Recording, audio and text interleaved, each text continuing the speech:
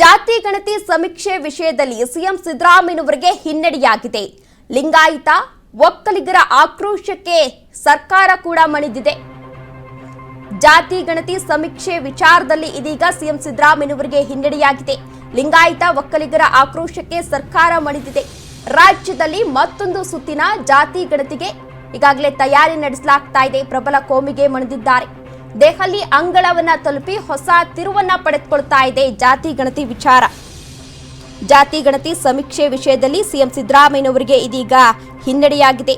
ಲಿಂಗಾಯತ ಹಾಗೂ ಒಕ್ಕಲಿಗರ ಆಕ್ರೋಶಕ್ಕೆ ಸರ್ಕಾರ ಕೂಡ ಈಗಾಗಲೇ ಮಣಿದಿದೆ. ರಾಜ್ಯದಲ್ಲಿ ಮತ್ತೊಂದು ಸುತ್ತಿನ ಜಾತಿ ಗಣತಿಗೆ ಅಸ್ತು ಎನ್ನಲಾಗಿದೆ. ಹೈಕಮಾಂಡ್ ನಾಯಕರು ಈಗಾಗಲೇ ಪರ್ಮಿಷನ್ ಅನ್ನ ಕೂಡ ಕೊಟ್ಟಿದ್ದಾರೆ. ಪ್ರಬಲ ಕೋಮಿಗೆ ರಾಜ್ಯ ಕಾಂಗ್ರೆಸ್ ಸರ್ಕಾರ ಕೂಡ ಈಗಾಗಲೇ ಮಣಿದಿದೆ. ದೆಹಲಿ ಅಂಗಳವನ್ನ ತಲುಪಿ ಹೊಸ ತಿರುವನ್ನ ಪಡೆದುಕೊಳ್ತಾ ಇದೆ ಜಾತಿ ಗಣತಿ ವಿಚಾರ. ಈಗಾಗಲೇ ಸಿಎಂ ಸಿದ್ದರಾಮಯ್ಯ ಹಾಗೂ ಡಿಸಿಎಂ ಡಿಕೆ ಶಿವಕುಮಾರ್ ಅವರು ದೆಹಲಿಗೆ ತೆರಳಿದ್ರು. ಅಲ್ಲಿ ಸಾಕಷ್ಟು ವಿಚಾರಗಳ ಬಗ್ಗೆ ಚರ್ಚೆಯನ್ನ ಕೂಡ ಮಾಡಲಾಗಿತ್ತು. ಅಂತಹ ಸಂದರ್ಭದಲ್ಲಿ ಈ ಜಾತಿ ಗಣತಿ ವಿಚಾರವನ್ನ ಕೂಡ ಈಗಾಗಲೇ ಪ್ರಸ್ತಾಪ ಮಾಡಿದ್ರು. ಇದೀಗ ಸಿಎಂ ಸಿದ್ದರಾಮಯ್ಯನವರಿಗೆ ಈ ವಿಚಾರವಾಗಿ ಹಿನ್ನಡೆಯಾಗ್ತಾ ಇದೆ. ಸಿಎಂ ಸಿದ್ದರಾಮಯ್ಯನವರು ಹಳೆಯ ಜಾತಿ ಗಣತಿಯನ್ನೇ ಯಥಾವತ್ತಾಗಿ ಶತಾಯಗತಾಯ ಜಾರಿಗೊಳಿಸಲು ಈಗಾಗಲೇ ಮುಂದಾಗಿದ್ರು.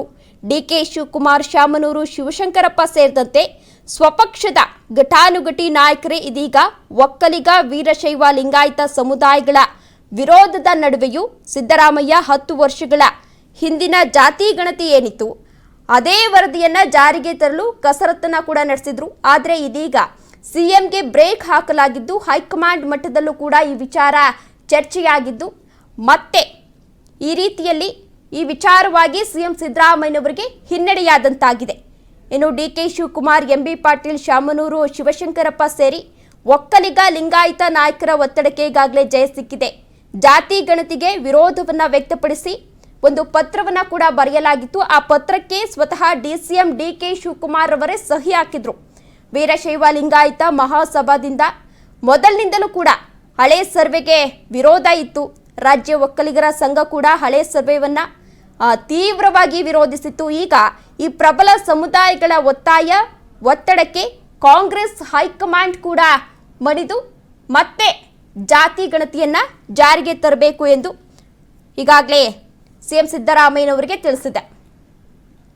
ಇನ್ನು ಜಾತಿ ಗಣತಿ ಬಗ್ಗೆ ರಾಜ್ಯ ಸರ್ಕಾರಕ್ಕೆ ಹೈಕಮಾಂಡ್ ಈಗಾಗಲೇ ಮಹತ್ವದ ಸೂಚನೆಯನ್ನ ಕೂಡ ನೀಡಿದೆ. ಕಾಲಮಿತಿಯಲ್ಲಿ ಮರುಗಣತಿಯನ್ನ ಮಾಡಲು ಸಿದ್ದರಾಮಯ್ಯನವರಿಗೆ ಕಾಂಗ್ರೆಸ್ ಹೈಕಮಾಂಡ್ ನಾಯಕರು ಈಗಾಗಲೇ ಸೂಚನೆಯನ್ನ ಕೂಡ ಕೊಟ್ಟಿದ್ದಾರೆ. ರಾಜ್ಯ ಸರ್ಕಾರದ ಮಹತ್ವದ ಜಾತಿ ಗಣತಿ ವರದಿಯ ಅಂಕಿ ಅಂಶಗಳ ಬಗ್ಗೆ ಕೆಲವು ಪ್ರಭಾವಿ ಸಮುದಾಯಗಳು ಈಗಾಗಲೇ ವಿರೋಧವನ್ನ ಕೂಡ ವ್ಯಕ್ತಪಡಿಸಿದ್ವು.